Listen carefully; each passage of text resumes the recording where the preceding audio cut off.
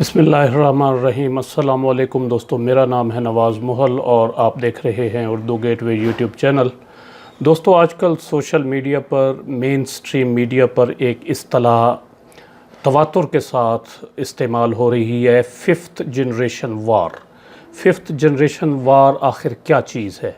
सादा अल्फाज में आप इस टर्म को यूँ समझ सकते हैं कि प्रोपेगेंडा की यलगार और एक ऐसी जंग जो बग़ैर लड़े जीती जाए।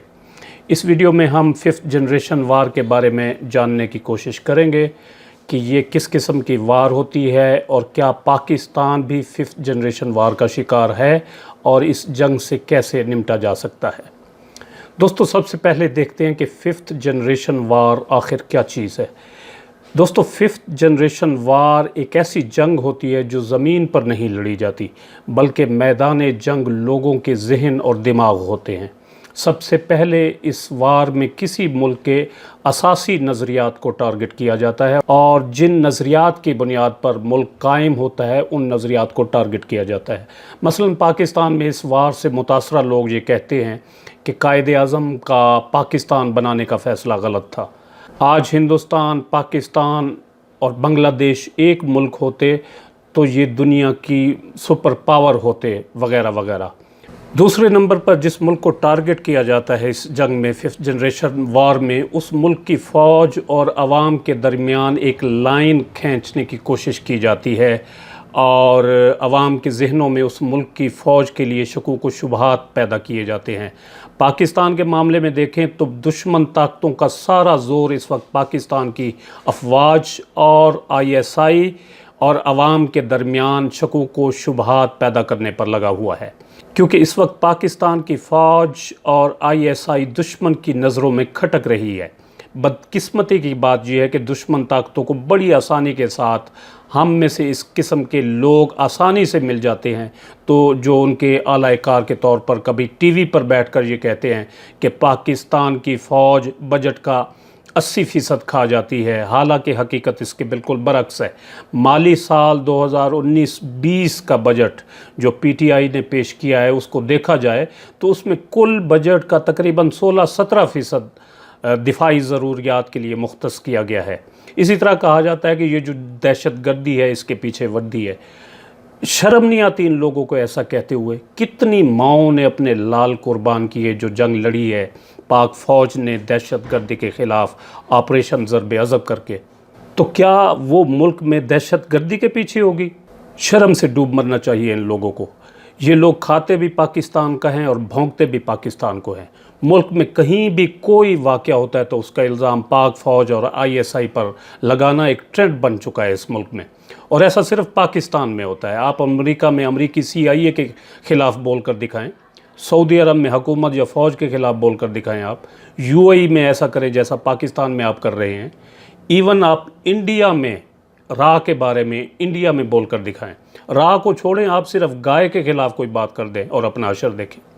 मगर यहाँ पाकिस्तान में हामिद मीर पर हमला हो तो इल्ज़ाम ISI पर, नुसरत जावेद की गाड़ी का टायर ब्रस्ट हो जाए तो इल्ज़ाम ISI पर, किसी शख्स के कलअदम तंजीमों के साथ राब्ते होते हैं और वो कुछ अरसे के लिए उस मिशन पर रवाना हो जाता है तो इल्ज़ाम लग जाता है कि एजेंसियों ने बंदा उठा लिया है। बाद में कुछ अर्सा बाद वो बंदा घर आ जाता है, पता चलता है कि उसे किसी ने अगवा किया हुआ था या वो अपने किसी मिशन पर था उन तंजीमों के। इस्लामाबाद में नन्ही फ़रिश्ता कत्ल होती है तो इल्ज़ाम ISI पर। 2 दिन बाद पता चलता है कि फ़रिश्ता को कत्ल करने वाले उसके अपने रिश्तेदार थे। इस्लामाबाद में ही एक मारूफ social media activist Bilal Khan कत्ल होता है तो इल्ज़ाम ISI पर लग जाता है। ऐसा क्यों हो रहा है? इसकी वजह यही फिफ्थ जनरेशन वार है जिनका शिकार हम लोग हो रहे हैं, क्योंकि सोशल मीडिया पर मुख्तलिफ़ पार्टियों के, मुख्तलिफ़ जमातों के मीडिया हाउसेस काम कर रहे होते हैं जिनका अपना एक मखसूस एजेंडा होता है। उसके तहत मुख्तलिफ़ पोस्टें बनाई जाती हैं और आगे नौजवान नस्ल उनसे मुतासर होती है। اور ان پوسٹوں کو پھر وہ آگے بغیر سوچے سمجھے شیئر کر دیتے ہیں اور یوں وہ دشمن کے لیے انجانے میں اپنی سروسز فراہم کر رہے ہوتے ہیں۔ یہاں حقوق کے نام پر آپ کو ٹریپ کیا جا رہا ہوتا ہے اور آپ کو پتہ بھی نہیں چلتا۔ پی ٹی ایم اور منظور پشتین کی پشت پر اس وقت وہ تمام قوتیں کھڑی ہیں جو پاکستان مخالف ہیں اور سمجھتی ہیں کہ پاکستان کی فوج اور آئی ایس آئی کو ٹارگٹ کیے بغیر وہ اپنے مقصد میں کامیاب نہیں ہو سکتے، اس لیے وہ منظور پشتین کی پشت پر کھڑے ہیں۔ تیسرے اور چوتھے نمبر پر جو بات آتی ہے اس جنگ کے تحت، اس میں عوام میں مایوسی پھیلانا اور بددلی پھیلانا، عوام میں مایوسی اور بددلی پھیلائی جاتی ہے، مذہبی فرقہ واریت کو ہوا دی جاتی ہے۔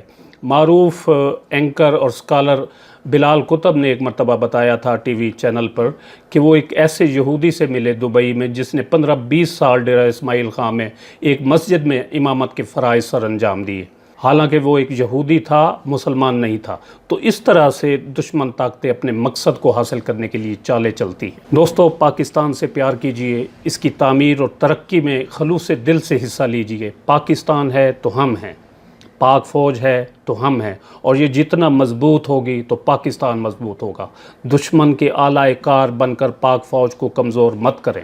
آپ ان ممالک کا حشر دیکھ لیں جن کی فوج نہیں ہے یا فوج مضبوط نہیں ہے۔ عراق کا حشر آپ کے سامنے ہے، لیبیا اور شام کا حال آپ کے سامنے ہے۔ خدا نخواستہ پاکستان کا بھی یہی حشر ہوتا اگر ہماری افواج پاکستان اتنی مضبوط نہ ہوتی۔ اب دشمن 1000 مرتبہ سوچتا ہے پاکستان کے خلاف کوئی قدم اٹھانے سے پہلے۔ 27 فروری 2019 کی شب انڈیا اور اسرائیل مل کر پاکستان پر حملہ کر دیتے، لیکن یہ پاک فوج کی طاقت اور قوت تھی جس کی وجہ سے وہ یہ بزدلانہ حرکت نہ کر سکے۔ آپ کا کافی وقت لے لیا میں نے، اپنا قیمتی وقت دینے کا بہت بہت شکریہ۔ ویڈیو اچھی لگے تو اسے لائک ضرور کر دیں اور اس کو اپنے دوست احباب کے ساتھ سوشل میڈیا پر شیئر ضرور کریں، اور اپنی قیمتی رائے کا اظہار کمنٹ سیکشن میں ضرور کریں۔